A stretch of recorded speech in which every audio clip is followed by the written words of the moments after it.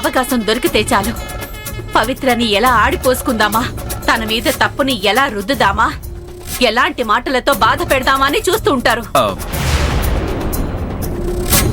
అసలు నాకు తెలియక అడుగుతాను, పవిత్ర మీకు ఏం ద్రోహం చేసిందని మీరంత ద్వేషం పెంచుకున్నారు?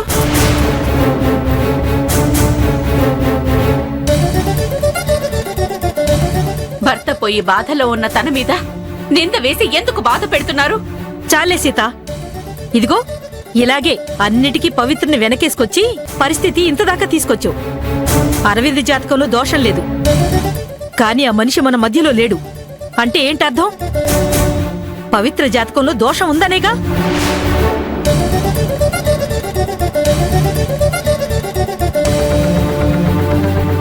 ఉందని అంత క్లియర్ గా తెలుస్తుంటే ఇంకా దాని గురించి డిస్కషన్ ఎందుకే?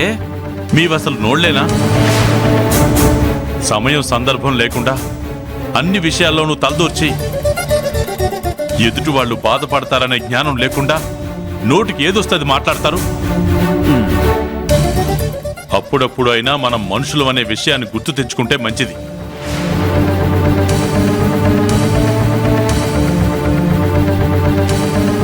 స్వామి, విషయం మా మనవరాలి మీద నింద వేసేదాకా వచ్చింది కాబట్టి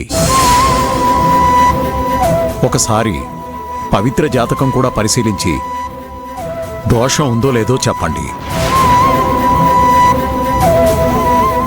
ఎందుకంటే పవిత్ర వల్లే అరవింద్ చనిపోయాడని ప్రతిసారి అంటుంటే అది భరించలేని బాధగా ఉంటుంది. ఇప్పుడదంతా ఎందుకు తాతయ్య?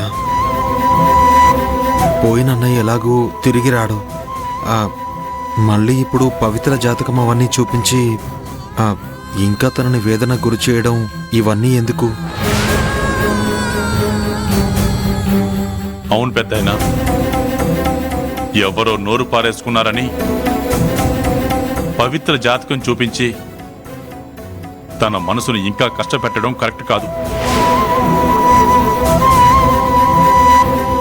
నింద పొగలా ఉన్నప్పుడే ఆపకపోతే నిప్పులా మారి నిజాన్ని కాల్చేస్తుంది. ఇప్పుడే తెస్తాను.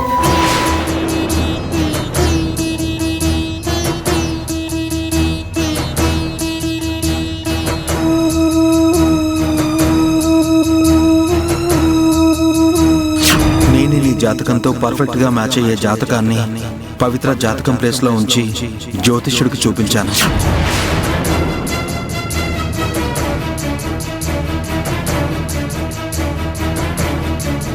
స్వామి, పవిత్ర జాతకం ఇలా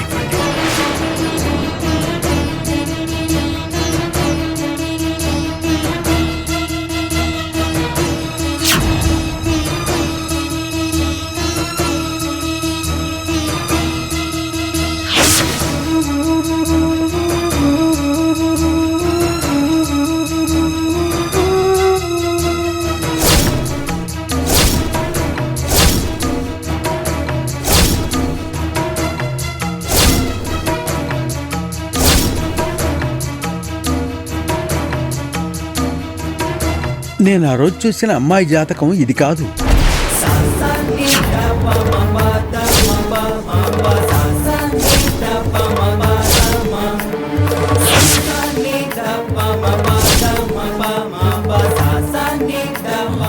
కాదా?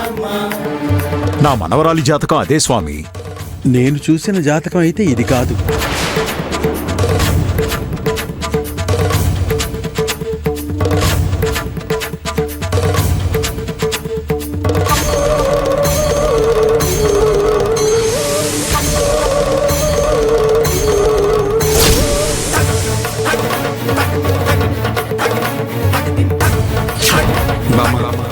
పవి జాతకాన్ని సీతమ్మ తీసుకుని రమ్మంటుంది.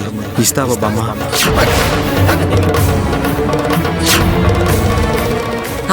ఆ రోజు స్వామి చూసిన జాతకం నా దగ్గరే ఉంది. ఇప్పుడే తెస్తానుండండి. అంటే 2 జాతకాలా?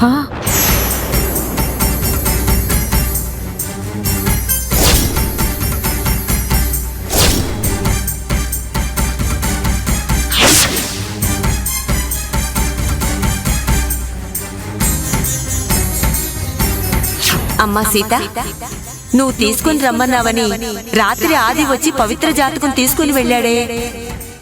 నేనెప్పుడు తీసుకుని రమ్మన్నాను అది? అరే చెప్పావు సీతమ్మ, నువ్వు మర్చిపోయి ఉంటావు. అన్నయ్య జాతకం ఎక్కడుందో కూడా నాకు తెలుసు.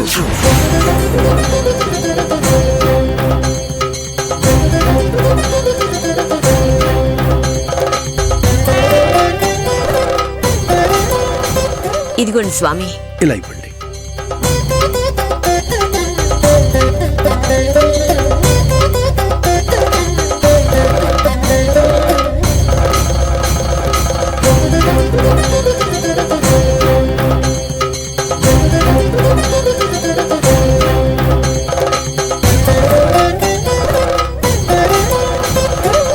ఇదే నేను చూసిన జాతకం.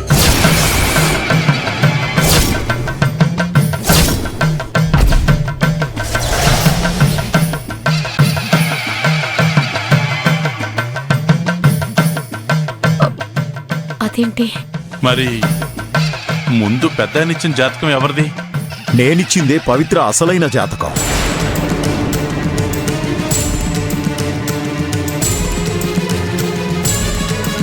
అది ఆ రోజు ఇద్దరి జాతకాలు తెచ్చిచ్చింది నువ్వేగా?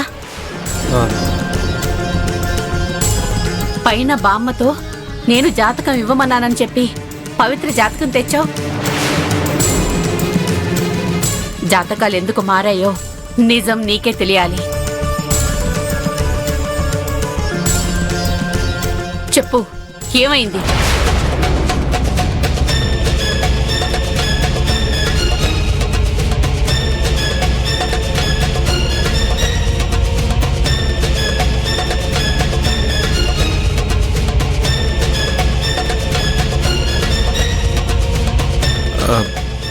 నన్ను క్షమించండి. జాతకాల వల్ల పెళ్లి ఆగిపోకూడదని పవిత్ర జాతకాన్ని నేనే మార్చాను.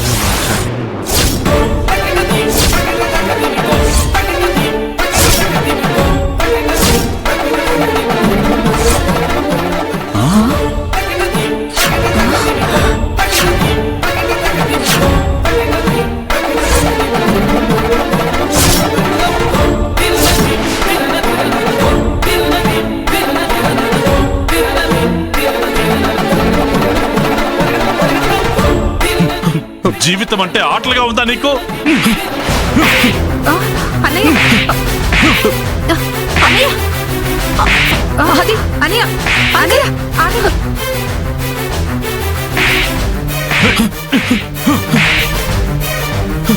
ఇప్పుడు చూడు, నీ ఆకతాయితనం వల్ల అరవింద్ జీవితం బలైపోయింది. చక్రవర్తి ఆగు. ఏంట్రా ఇది? ఏం చేస్తున్నావు? ఆగు.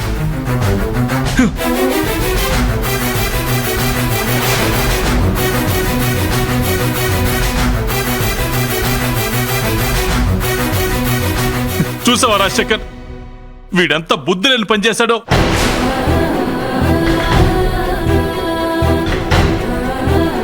వీడి వల్ల నా అరవింద్ని దూరం చేసుకున్నాను.